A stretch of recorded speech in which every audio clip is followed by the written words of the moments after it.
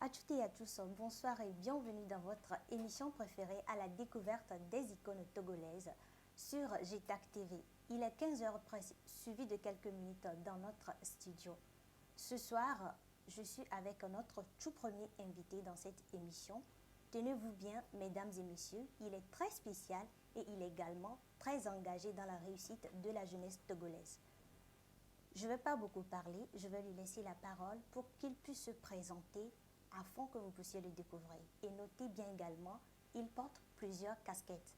Il a écrivain, éditeur, député et aussi le fondateur de la Maison des Paysans.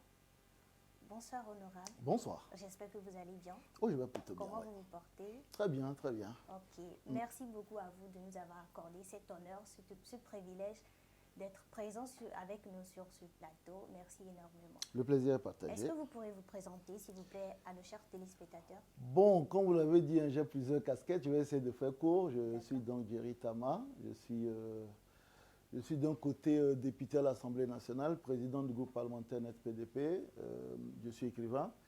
Je représente les éditions L'Harmattan au Togo. Et puis, pour finaliser, je suis chef d'entreprise. Je suis à la tête de plusieurs entreprises.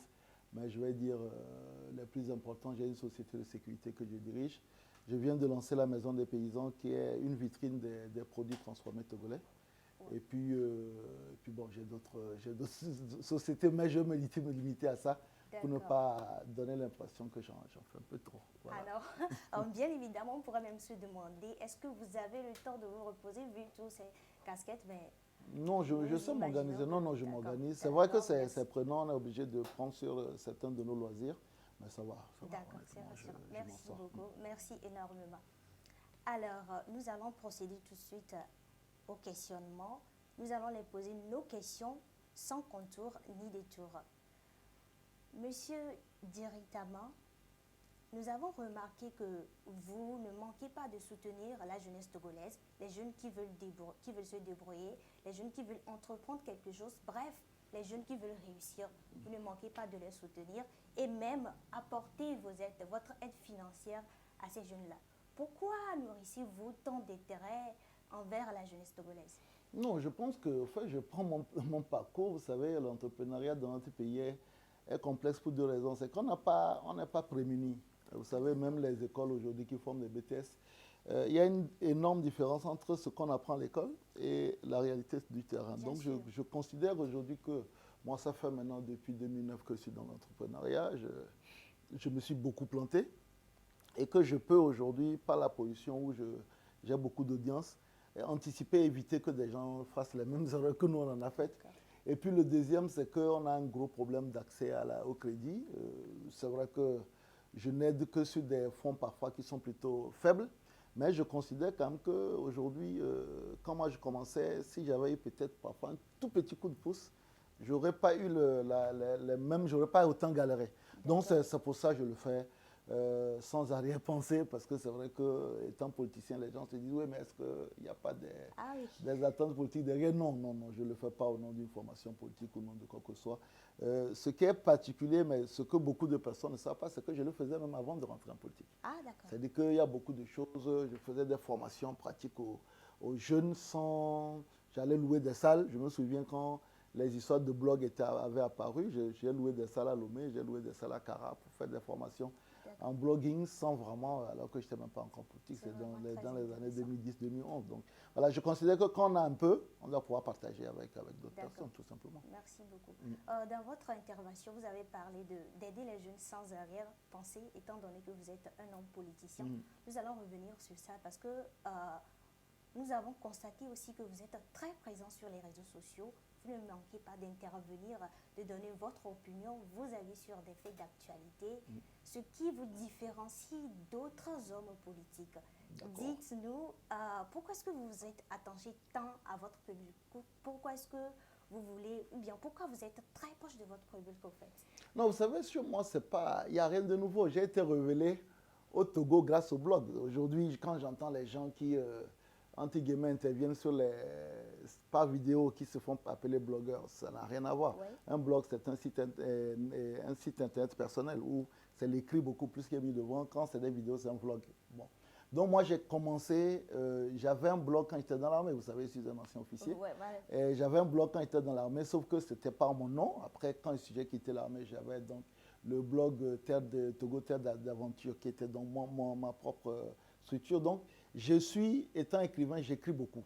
Ouais. Donc, du coup, quand on a quitté donc, le monde du blog, qui était donc à l'époque un site internet figé, pour arriver sur Facebook, où il n'y a plus d'interaction, je n'ai fait qu'une mutation en fait, de ce que je faisais sur un blog privé sur Facebook. Donc, donner les opinions sur beaucoup de sujets, c'est quelque chose que j'ai toujours fait. Et puis, donc voilà, aujourd'hui, c'est vrai que quand vous avez, moi pour le moment, j'ai à peu près 75 abonnés, mais au même moment, en termes d'audience, par mois, j'arrive à atteindre autour d'1 million de personnes. Ça fait plus plaisir. Voilà, merci, nous y reviendrons. Justement, nous savons que vous avez été militaire, ensuite vous l'avez délaissé pour devenir député. Dites-nous en quelque sorte, est-ce que certaines actions que vous meniez par le passé en étant militaire, ça ne vous manque pas actuellement? Bah, forcément.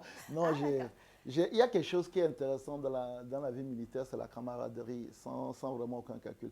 Dans la vie civile, on fait beaucoup de calculs. Dans la vie militaire, vous faites une marche, quelqu'un est fatigué, vous prenez son sac sans lui penser à lui redemander quand vous arrivez que, écoute, chef, moi, je t'ai appris ton sac, quoi. Donc, cette camaraderie-là, aujourd'hui, peut manquer une certaine confiance les uns vis-à-vis des autres. Mais bon, maintenant, je ne suis pas donc du genre non plus avancer, reculer. J'ai décidé de quitter l'armée. Aujourd'hui, je suis dans la vie civile.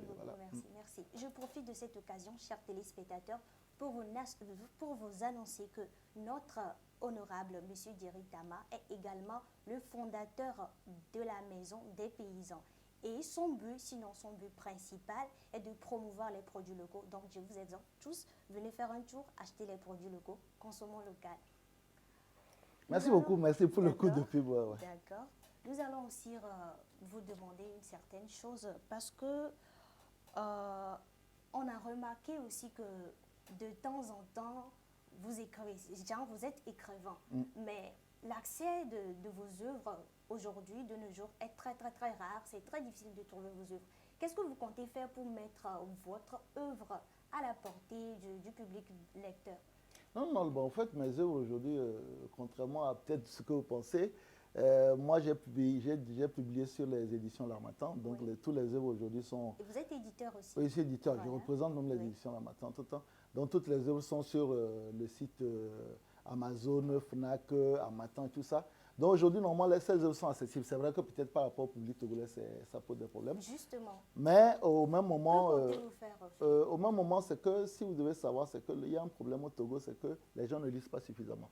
Donc, quand vous importez, par exemple, 100 bouquins, vous risquez de mettre 2 ou 3 ans même à déposer les 100 bouquins. Mais on va continuer à travailler et puis on verra exactement comment est-ce qu'on va rendre plus accessibles ces livres-là. D'accord, merci beaucoup. Merci beaucoup. Et chers téléspectateurs, nous tendons vers la fin de cette belle émission.